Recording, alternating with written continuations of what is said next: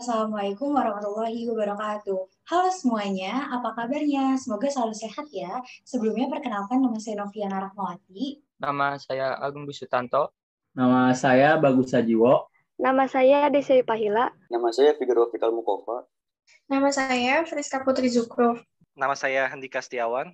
Nama saya Kusmanto. Nama saya Muhammad Rizky Nurilahi. Nama saya Muhammad Alif Lukman Hidayat. Nama saya Nadeni Aziza. Nama saya Nur Saroni. Nama saya Penny Septiana Suranto. Nama saya Sherlyn Driani Rahayu. Kami semua dari kelompok 4. Nah, pada kesempatan kali ini, kami semua akan mengulas kembali 4 materi yang telah disampaikan saat pasca IoT. Beli kurma naiknya angkot. Buat apa berlama-lama? Yuk, langsung check it out. Apa sih itu retorika? Retorika dikenal sebagai seni berbicara, yaitu suatu bidang ilmu yang mempelajari cara berbicara agar orang yang mendengarkan dapat mengerti dan tergugah perasaannya. Sedangkan menurut Aristoteles, retorika berarti kemampuan untuk memilih dan menggunakan bahasa dalam situasi tertentu secara efektif untuk mempersuasi orang lain. Retorika ini bermanfaat agar kita menjadi lebih berwibawa, berintelektual, dan pandai dalam mengolah kata. Bagaimana cara melakukannya? Pertama, kita harus menguasai gestur tubuh.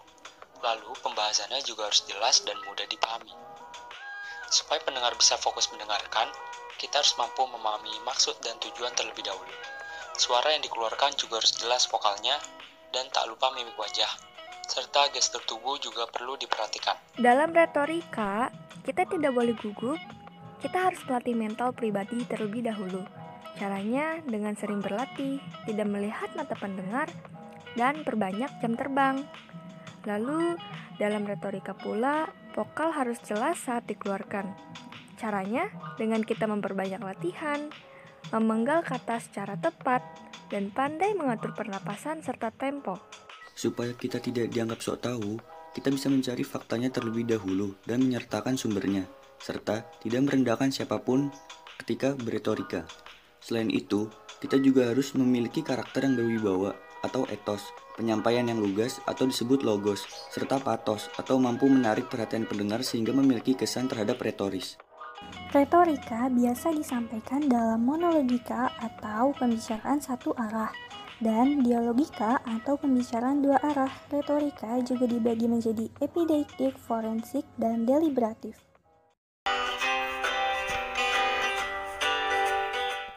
Materi berikutnya yaitu kecerdasan emosional, yang berarti kemampuan seseorang untuk mengontrol emosi pada dirinya dan juga orang di sekitarnya.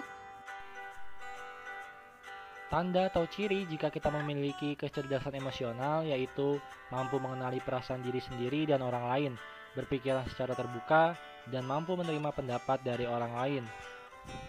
Jadi, jika kita merasa selalu benar dan cenderung menyalahkan orang lain, bisa jadi petanda kalau kecerdasan emosional kita masih rendah ya teman-teman.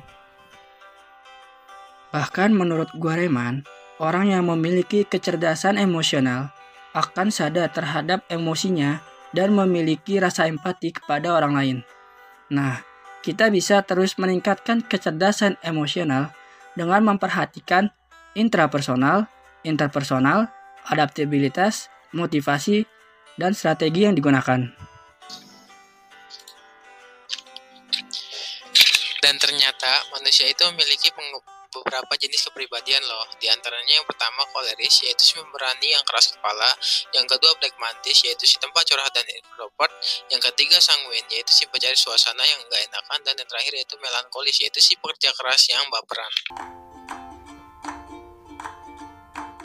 Materi selanjutnya mengenai mindset, yang pengertiannya menurut para ahli dapat disimpulkan sebagai sekumpulan asumsi, pandangan, metode, atau gagasan yang dipegang oleh seseorang.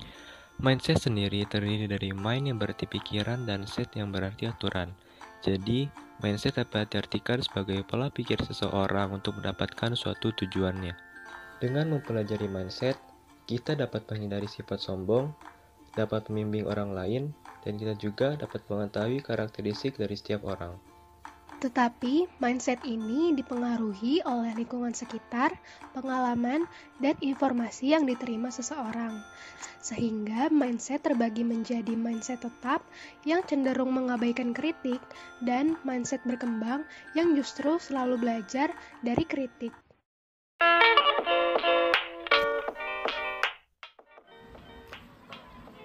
Materi selanjutnya mengenai problem solving, yang berarti kemampuan untuk menganalisis masalah, lalu menemukan solusi yang tepat dan efisien.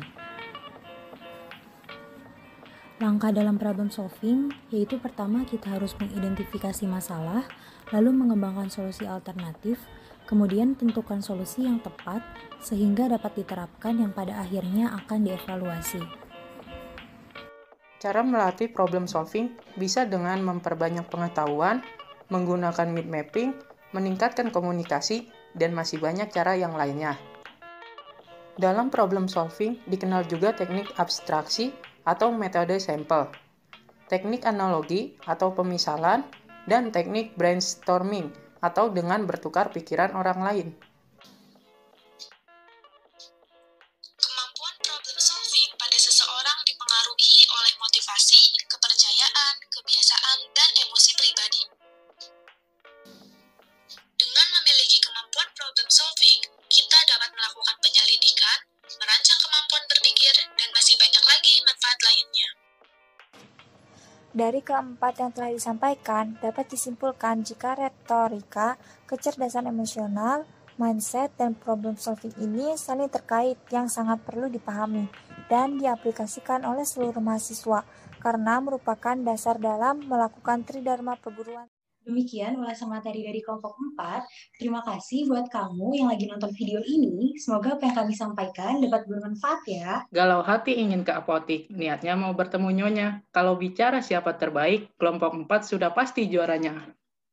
Kelompok 4. 4 bersatu. Tak bisa dikalahkan. Yeay. 2, 3. Cek. Stop. Dilanjut aja dah. Itu sekali lagi ya, maaf. Lu di stop aja nggak apa-apa, Ron. Nanti. Jangan dari ulang aja. Ntar kasihan yang edit. Cek.